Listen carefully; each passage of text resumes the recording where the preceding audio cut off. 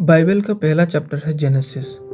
Genesis का मतलब है बिगिनिंग, शुरुआत। जब हम इसके पहले वर्स को पढ़ते हैं तो इसमें लिखा, in the beginning God created heaven and the earth. यहाँ पर परमेश्वर ने स्वर्ग और पृथ्वी की रचना की।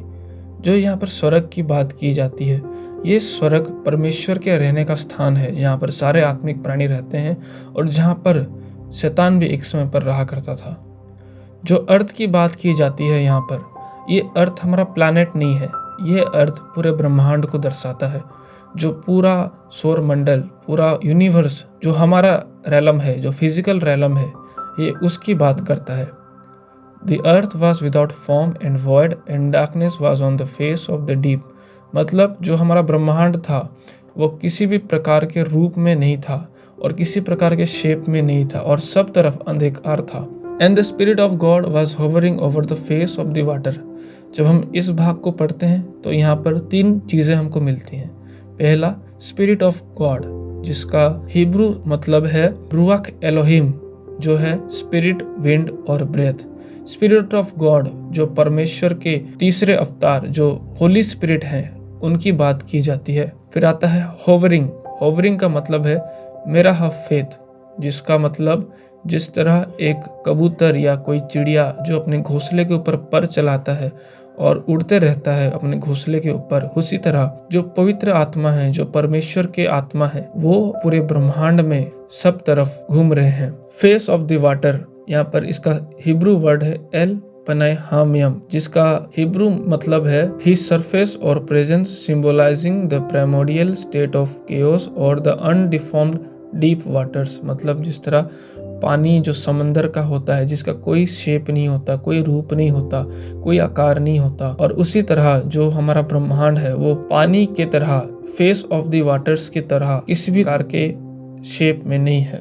इसी तरह परमेश्वर ने हमारे शारीरिक रैलम को बना तो दिया था, लेकिन अभी इसके ऊपर काम करना बाकी था। फिर लिखा, then God said let there be light and there was light and God saw the light and it was good. God divided the light from the darkness. यहाँ पर लाइट की बात की जाती है। परमेश्वर ने रोशनी बनाया, रोशनी को अलग किया अंधकार से। मतलब परमेश्वर ने ज्योति और उसका शैडो, उसकी परछाई एक साथ बनाई। फिर परमेश्वर ने जो लाइट है उसको दिन कहा, फिर जो अंधेरा है उसको रात कहा। और इसी तरह evening and the morning were the first day. तो इस जगह पर जो लाइट की बात की जाती है, ये लाइट है, लाइट का कैरेक्टर। परमेश्वर ने लाइट को बनाया सूरज से पहले। जिस तरह अगर हम कहीं पर आग जलाएं तो वहां पर अपने आप लाइट आ जाता है, या अगर बल्ब लगाएं तो अपने आप लाइट आ जाता है। तो उसी तरह परमेश्वर ने लाइट को पहले बनाया, अपने मुंह के शब्दों के द्वारा लाइट को पहले रचा और फिर लाइट को अंधेरे से दूर किया। इसलिए जहां पर भी हम लाइट लगाते हैं वहां पर अंधेरा नहीं रहता। अब इसके बाद हम अगले आयत को पढ़ेंगे। Then God said, let there be a firmament in the midst of the water and let it divide the waters from the water. Let there be a firmament. Firmament का जो हिब्रू वर्ड है वो है राकिया। राकिया का जो Hebrew मतलब है, इसका मतलब है to spread out or to stretch out. It conveys the idea of an expanse or a dome-like structure. एक dome-like structure जो firmament है, पृथ्वी और स्पेस के बीच में पाई जाने वाली डिवाइडर को हम फर्मामेंट कहते हैं। जो फर्मामेंट है वो स्पेस को पृथ्वी से अलग रखता है। ये पृथ्वी का एटमॉस्फेयर है।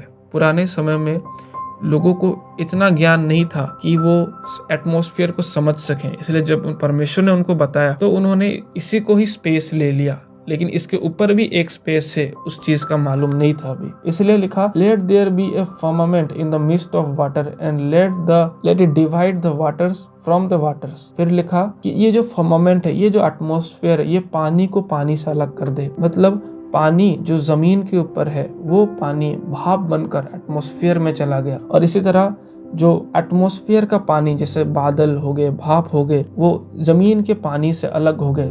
फिर लिखा, thus God made the firmament and divided the water which were under the firmament from the water which were above the firmament। जो under the firmament वाली वाटर की बात की जाती है वो समंदर की बात है, और जो above the firmament वाली वाटर की बात की जाती है वो बादल की बात करता है, वो जो भाप बन के पानी उसकी बात है। And it was so and God called the firmament heaven।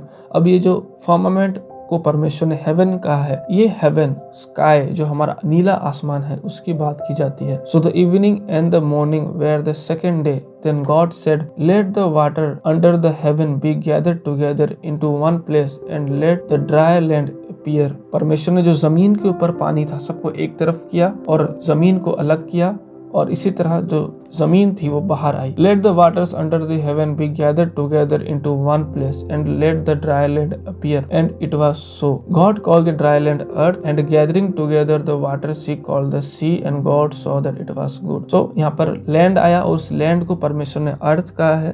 पहले जो in the beginning God created heaven and the earth, वो अर्थ पूरे ब्रह्मांड को दर्शाता है। अब दूसरी बार जब परमेश्वर ने अर्थ का जिक्र किया है तो इस समय परमेश्वर ने पानी से जो जमीन को अलग किया उस जमीन को परमेश्वर ने अर्थ कहा है। इसी तरह हम अगर आगे पढ़ेंगे देन गॉड, अगर हम 11, 12 और 13 आयत को पढ़ेंगे तो परमेश्वर ने इसमें सब प्रकार के पेड़ पौधे, फल और बीज को लाने वाली चीज़ें, उन सभी का जिक्र है, उन सभी को बनाया गया है।